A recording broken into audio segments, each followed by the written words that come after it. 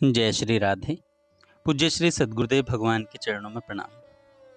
संत भगवान कहते हैं, आज से यह एक चिंता करना शुरू कर दो, आपका जीवन बदल जाएगा। जब कोई साधक ईश्वर की कृपा से इस भगवत मार्ग पर आता है, तब यह मान लेना चाहिए कि उसे संसार के करोड़ों जीवों में से विशेष अनुग्रह प्राप्त हुआ है। परंतु उसी साधक के जीवन में अगर ईश्वर का चिंतन स्थिर नहीं होता, इंद्रियां ईश्वर की सेवा में नहीं लगती, जीभ भगवान के नाम का रस नहीं चखती, नेत्र भगवान के दर्शन के लिए व्याकुल नहीं होते, कान भगवान की कथा सुनने के लिए उत्सुक नहीं होते, तो यह बहुत गहन चिंता का विषय है।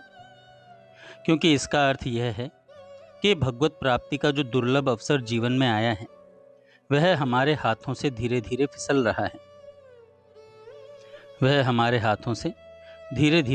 रहा है। क्यों हमारे जीवन में व्याकुलता नहीं होती भगवान के लिए? क्योंकि हमारे भीतर विषयों के प्रति जो महत्व बुद्धि है, वही हमारे पतन का कारण है। हम संसार की वस्तुओं को अपना मान बैठे हैं, इसलिए जब कोई सांसारिक वस्तु छूट जाती है तब हमें दुख होता है, लेकिन जब भगवान का चिंतन छूट जाता है तो हमें दुख नहीं होता।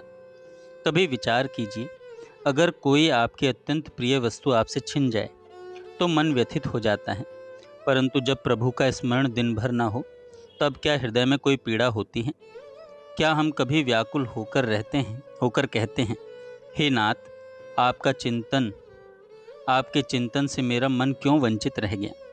हे नाथ, आपके चिंतन से मेरा मन क्यों वंचित रह गया? कृपा कीजिए, अपना स्मरण कराइए।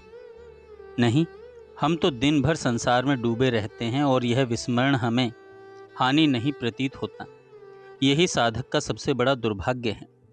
सच्चे साधक की पहचान है व्याकुलता। सच्चा साधक वह नहीं जो केवल माला की संख्या पूरी कर संतुष्ट हो जाए। सच्चा साधक वह है जिसके हृदय में व्याकुलता है, जो बार बार भीतर से कहता है, प्रभु मेरा मन भटकता है, मेरा चिंतन स्थिर नहीं होता, आप ही अपना चिंतन कराइए। भजन की यह व्याकुलता ही साधक की प्रगति का ईंधन है। अगर यह व्याकुलता शांत हो गई तो साधक की यात्रा भी रुक जाएगी। कुंती जी का उदाहरण आता है विपत्ति में स्मरण के लिए। कुंती देवी ने भगवान श्री कृष्ण से कहा, हे कृष्ण, मुझे विपत्तियां दीजिए। क्यों? क्योंकि उन्हें अनुभव था कि विपत्ति के समय स्मरण अधिक होता है भगवान का। भगवान का स्मरण ही सबसे बड़ा धन है और भगवद विस्मरण यही सबसे बड़ी हानि है। हम संसार की हानि को हानि मानते हैं, पर भगवद विस्मरण की हानि को नहीं पहचानते। यह साधक के लिए अत्यंत निम्न स्थिति है। साधक की सावधानी व्याकुलता जीवित रहे। एक सच्चे साधक को सदा अपने भीतर जांच करनी चाहिए, क्या मेरे भीतर प्रभु की भूख जीवित है या शांत हो गई? अगर थोड़े से सुख, मनोरंजन, भोजन या संवाद से हमारा मन संतुष्ट हो जाता है और भगवान का चिंतन भूल जाता है, तो यह गंभीर स्थिति है। क्योंकि संतुष्ट मन भजन में प्रगति नहीं करता। साधक को तो तब तक शांति नहीं मिलनी चाहिए जब तक हृदय में यह पीड़ा ना हो, हे प्रभु, आपका नाम मुख से नहीं निकल रहा, आपकी छवि ध्यान में नहीं टिक रही, आपकी कथा सुनने में रस नहीं रहा। यह मेरा सबसे बड़ा नुकसान है।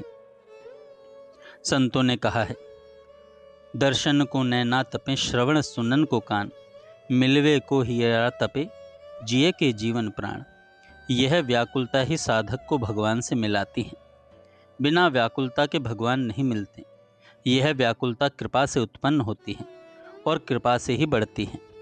जब नेत्र केवल भगवान को देखने को लालायित हो जाते हैं, कान केवल भगवान की कथा सुनने के लिए तड़पते हैं और हृदय केवल प्रभु के सानिध्य के लिए बेचैन रहता है, तब ही भगवान स्वयं उस साधक की ओर आकर्षित होते हैं। संतों के जीवन से हमें प्रेरणा लेनी चाहिए।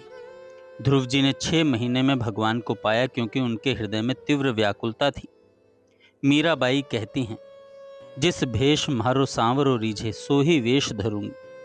यानी प्रभु जिस रूप, जिस अवस्था में प्रसन्न हो, मीरा वैसी ही बन जाएगी।